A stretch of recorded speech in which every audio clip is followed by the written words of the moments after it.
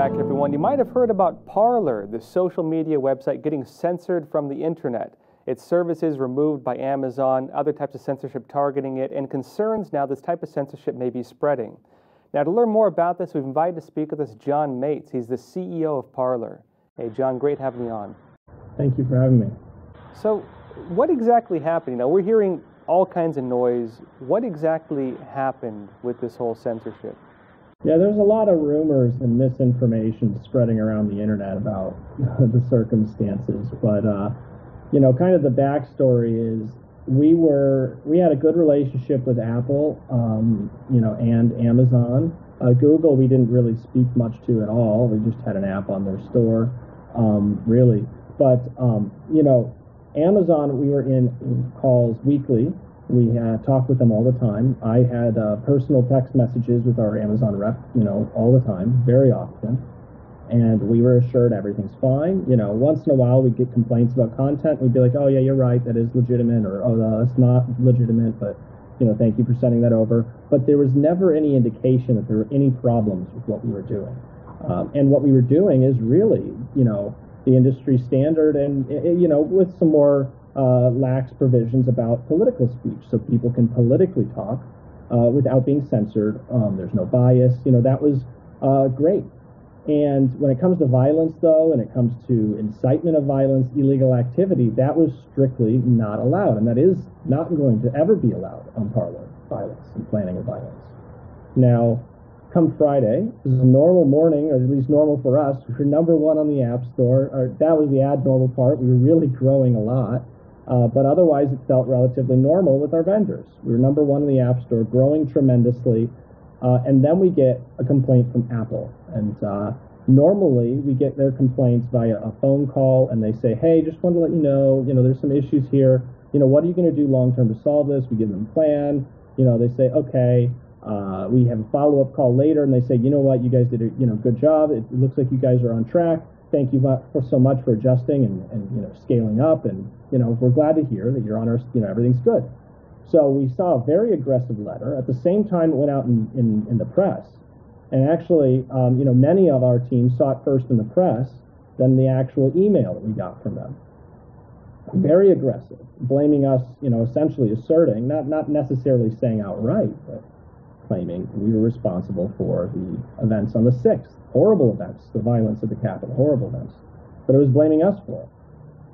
And then Amazon soon came through, and then we saw in the press that Google actually dropped us from the store. We never even got communication from them about it.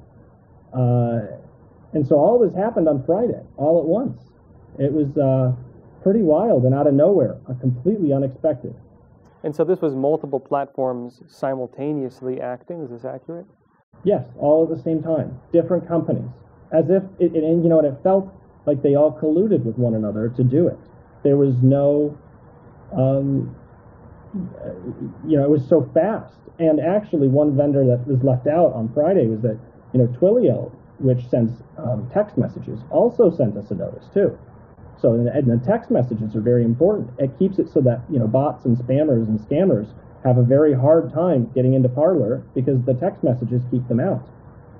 Now, one thing Amazon has been accusing you of is having played a role in inciting the riots. What's your response to Amazon? That is that is a fragrant lie, is how I see it. Facebook was used mostly to organize everybody showing up to those events. There were people trying to incite violence at those events on Parler, but they were banned before the events. There was a few cases of that actually occurring. But there is no real way to organize people on Parler. So to claim that we had any, that we were responsible is crazy. But there is a sense that, every online social media company had violent content concerning that event on that day, including Parler, but including Facebook, including Twitter, including everybody. And yes, violence is a horrible thing, and promoting it is horrible. And we should feel responsible to get rid of it because that is what we said that we are doing. And I do feel a responsibility to make sure that we get rid of violence, especially because it's against our rules, but also because it's wrong, in society to give people tools to promote that kind of content. Now, that being said, though, we need to do it in a way that'll respect free speech. And free speech is the most important thing, I think one of the most important things, if not the most important thing in this country. That is what makes us America, and us Americans in general. And so we need to do this in a way that respects people's free speech, but also privacy.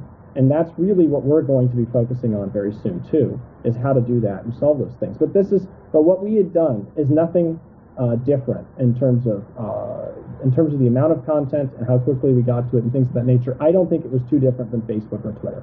You know, the amount of content on there is crazy, and these companies gave them preferential treatment over us.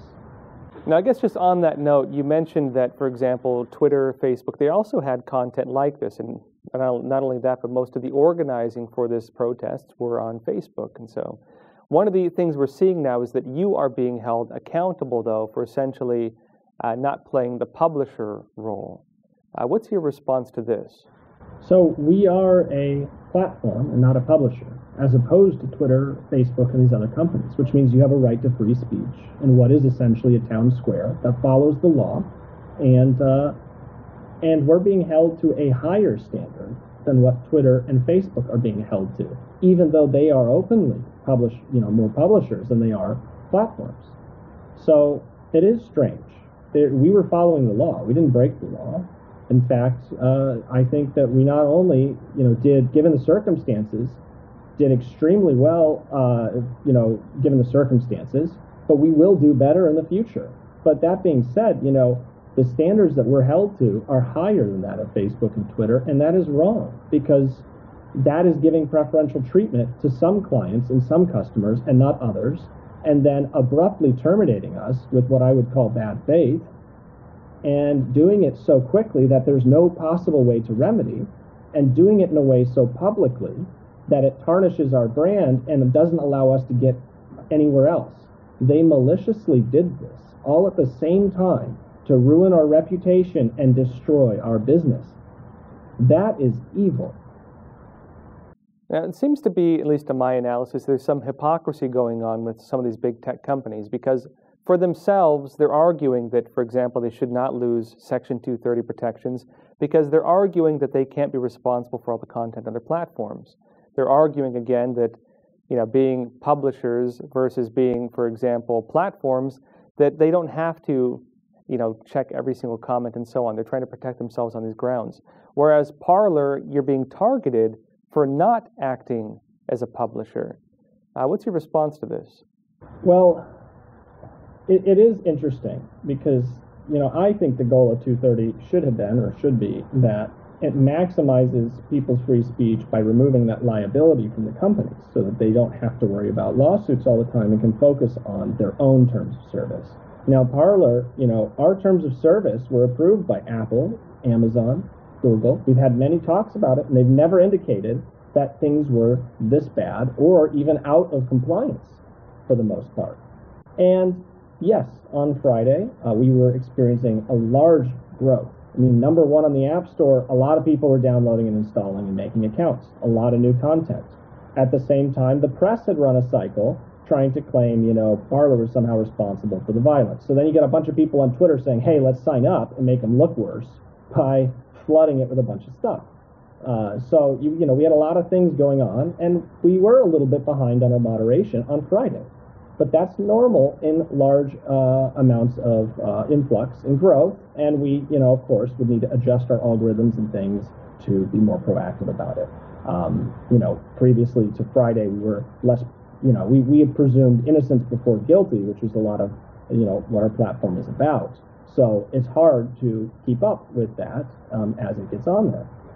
Now, that being said, though, this is normal. Every big tech company had content on the internet that would be against their own terms of service, including Parler. The weird part is that they singled us out. Amazon recently signed a multi-million-dollar a month long-term contract with Twitter. They had those with Facebook and our competitors.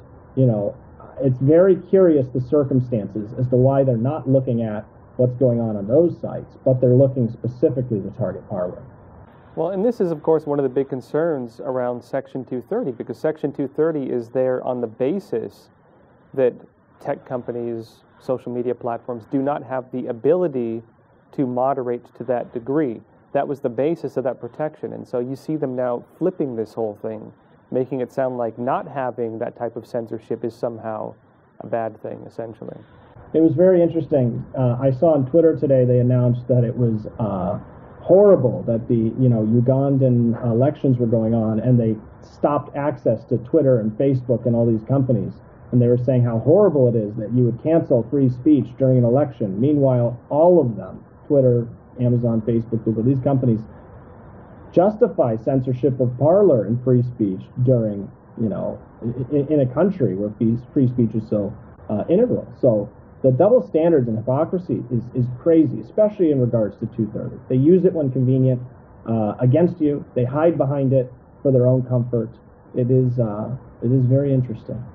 Now, in terms of the way forward, people are wondering, well, what's going to happen? Of course, I'm on Parler. I tried logging on this morning again. I heard rumors that you were in talks with Epic, not Epic Times, but Epic, this, service provider, and they claim that you have communicated with them. And so people are wondering what's going on with you finding a new hosting service. Where are things at? Well, we have a few options right now with hosting. So we're trying to work out what we're going to do, but we want to do it in a way that's going to be bulletproof. As much as I want to get back on tomorrow and boot up the servers and keep going, things have gotten really complicated. So no major Silicon Valley or major tech player has given us scalable cloud storage that we can ramp up and do quickly. So growth is going to be very interesting going forward because it's going to be a lot more complex and involve a lot more planning than we're used to. So that is going to be very difficult, and security is going to be difficult because Amazon's security is some of the best in the world, preventing DDoS attacks and attacks in general. A lot of these smaller companies don't have that, and they could take down their whole facility. They could end up taking down and losing their clients. So there's a lot of things that you have to consider when taking on a company such as ours. We've found a few vendors who can handle it.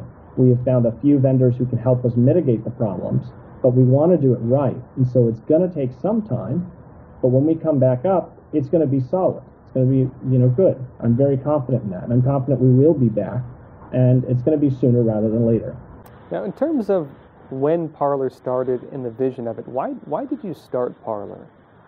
So Parler is a free speech and privacy focused platform. So the idea is in the spirit of Parler, which is when you create a post on Parler, you create a parlay. So the spirit of Parler is, if you look up the definition online, you'll see that it's two parties that oppose one another. They might be violent, they might be non-violent, they may really hate each other, but when they get together to have a parlay, they have a conversation, they talk to one another, and they come out not disliking each other. They might even have a solution, and they might be friends when they're done with that conversation. But the whole purpose of a parlay is to come out with a productive answer that's good for everybody. And that is the spirit of what free speech on Parler was about. This was never a partisan site. We were about getting people together to talk and to get past issues. And that's what free speech is really important and about. The problem with the big tech space is that they don't honor free speech anymore. They honor political speech, which is convenient for them. And the second thing that is very important to Parler is our privacy. It's people's right to not be tracked around the internet and to not be stalked. And that is very important to us because we believe people should not be tracked. Now, in terms of what's happening right now, what do you feel the impact is of this type of censorship in terms of what we are as a nation, I think? What do you see the impact of this being? Well, it's very interesting because now we have seen how these companies can use their monopolistic power to not only shut down any company they want at a whim, no matter at what size they are, shut them down. And nobody's exempted from this. They can leverage that. And when they do, your brand becomes so toxic that nobody else will do business with you. It is very fascinating, and it's evil, and it is crazy. And going forward, we're going to have a large talk as society to see, do these companies, should they be able to wield this power and weaponize it against their competitors or up-and-coming competitors in a space that has been unchallenged for so long. What has the impact been, I guess, on you financially and personally with all this?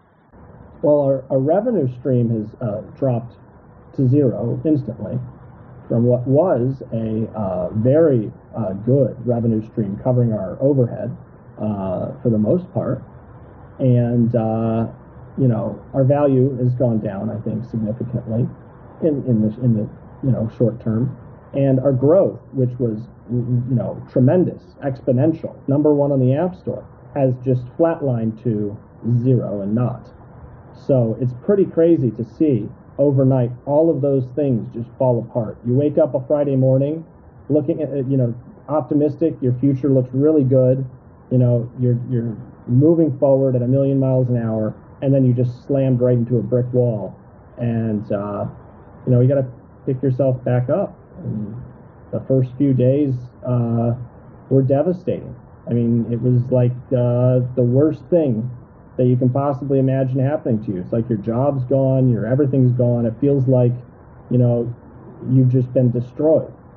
And luckily, our team, we can move on fast, we can recover, and we can pick ourselves up quickly, and we're strong enough to continue, and not only continue, but I think we're going to come through this and be a better team. You don't go through something like this and not be a better team together. Well, a lot of people are looking to you right now who themselves have had their Twitter accounts deleted, who themselves may be getting criticized online. Is really kind of the front of this right now is the company taking the most flack, so to speak, from all these different, ironically, corporate competitors in some cases. And big corporations have taken it on their hands to be the arbiters of free speech in this case, in the way it's being interpreted. And so I think a lot of people are wondering, how are you going to deal with what you're facing? What's the current course of action in terms of pushing back and getting things running again? Well, we figured out who our friends are and who our friends aren't. We will be rebuilding from scratch and starting over fresh. And this is a movement about the people. It's not just Parler as a company. It's not just what happened to us, but there's almost 20 million people on there. It's about what happened to them. This was the biggest ban and deplatform of American citizens in the history of the world in the United States. So many people getting banned at once from the internet. It is sickening. Voters, people who needed access to information from their representatives, people following the news, all just gone in an instant. And so it's important that we have access to free information, that we have access to people, and we have access to the world. And it's important that that doesn't remain in the hands of a few, very strong monopolies. And so this is a movement about rebuilding everything for the people so that we are no longer dependent on them. And that's what Parler is going to represent from now on, is bringing everybody together, the people, united, left, right, whatever your beliefs are, whatever anything is that you practice for your religion, whatever ethnicity you are. Parler is going to be the place for everybody to get together and to be a voice for the people again, where we hold our own power. And it's not these tech oligarchs and 1%ers telling us what to do. That's what this is now. Now, how many people were on your platform, and what do you think the impact is of this on the First Amendment? Well, it's clear something is very wrong. I think everybody can agree on that. We need to figure out what's wrong, because the First Amendment is being stomped on by these companies. They do have a legal right to ban us. Now, I think doing it this quickly, doing it without, proper steps to remedy, and doing it even though we have come up with remedies, and they just refuse to accept them, shows a very much bad faith on their part. I think they did act illegally, and we'll find out. Now, in terms of the First Amendment, we're going to need to solve this if we want to keep it. That's how I feel. And we can do it through market competition, which is what we tried to do. And if these companies can stop market competition and dead in its tracks, then they are the problem that we need to, we need to figure this out. But how many users did you have before the shutdown took place, and what has the response from them been? Well, we were approaching 20 million people.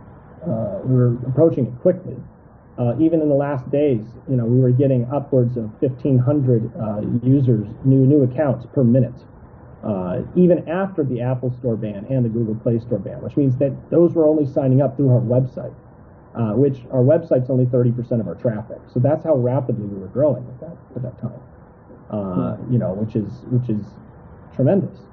And the response from everybody has been very supportive for people who know what Parler's mission is about.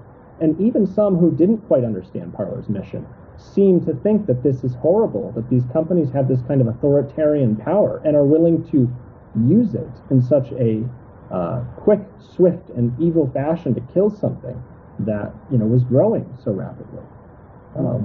I think overall most people support us and are not supporting the decisions of these companies. There is a vocal minority that's on Twitter and on Facebook that is cheering for what happened, but they've been misguided by the press. I don't blame them for their anger. I don't blame them for taking it out on us, but they're being misled by their leaders, by by BuzzFeed, for example, by the Washington Post, for the things that they're saying about Parler that are frankly untrue and are just fragrant lies. So, I don't blame the people who don't, who are doing this, but because they're being misled. But really, we need to focus at the leadership and look at who's setting examples and really look at what's going on here. And I think we'll see that the people are being used in this situation. Well, what happened right now, this has been an attack on multiple fronts, and I think a lot of Americans are very concerned about it. A lot of mainstream media right now, they're labeling essentially every person who voted for Trump, 74 million people-ish, is essentially terrorists at this point. People are being mass censored on social media platforms, the president himself banned, to the extent that, and of course, the attacks from big business on companies like yourself. And then even, it's interesting to see even foreign countries, the leaders of foreign countries like Angela Merkel in Germany, seem to be very concerned about what's happening here as well. In terms of international response, have you heard any kind of support from foreign leaders, any kind of maybe notice that maybe you can use servers in another country, anything like this? We have explored other countries, but everything's on the table right now. But we have seen a lot of outpour support from around the world. In Europe, they were very fascinated with what happened because I think Europe's very aware of the threat that Amazon, Google, and Facebook, or Amazon, Google, and Apple, as well as Facebook and Twitter and other companies, pose to being such large powers. So Europe is very aware of what's going on. In South America, Brazil seems to be very supportive of us and knows what's going on. And even Eastern Europe and the Middle East, they're shocked and appalled by what happened here. So this is really an awakening for everybody around the world, how powerful and how powerful these companies really are. Now, we're in an interesting impasse in this country because it was in the past, really, up until recently to an extent, that conservatives were kind of, Republicans were really the party of business, I think during the Bush era, and that kind of flipped where, ironically, even though the more socialist side of the Democrats were against big business, really a lot of the big businesses were backing more the Democrat side. And you've had the political nature in this country shift. And we're seeing now that big business can basically work as essentially mini socialist states, is the way it's playing out, where they can be the arbiters of free speech, of free expression, of even who can succeed or fail in the society in terms of restraining even the, say, economic avenues of the country. And politicians even then, of course, get donations from a lot of these big businesses and use them as their platforms. They become the gatekeepers of so many different avenues. What do you think the fate of the country is now, given what we're seeing with all this? Hopefully people will stand up and realize we have to do something about what these companies are doing. I think that's at least my hope, is that people are waking up and seeing it. This was a good example to everybody to see that something needs to be done about these guys. But I think that this, right now, it seems to me that the real people in control are these corporations. They can ban a president from the internet. They can take down any company they want and destroy them. So if that's the case, who is really in power here? I guess just wrapping up, anything else you'd like to say or any points we missed that you'd like to touch on? I think what we can do going forward is everybody who was on Parler needs to, remember that we will be back soon. It might take a week, it might take a day, it might take 2 weeks, but we will be back eventually. And when we're back, we'll be stronger and we'll be ready to continue growing. And so remember, we will be back. And in the meantime, if you want to help us, we just need to point out the hypocrisy and other clients of Amazon's, like Facebook, like Twitter. Let's bring it to their attention, the massive amount of violence, the massive amount of incitement, and all of the organization of militias and things that occur on them and there for potentially illegal activity. Bring it up to Amazon's attention. Let them know. Not in the effort to be supporting cancel culture, but in the effort to point out the double standard and the hypocrisy, and that we were targeted. And so I guess that's what we can do today. Great. Thanks again for taking the time to talk with us. Thank you very much.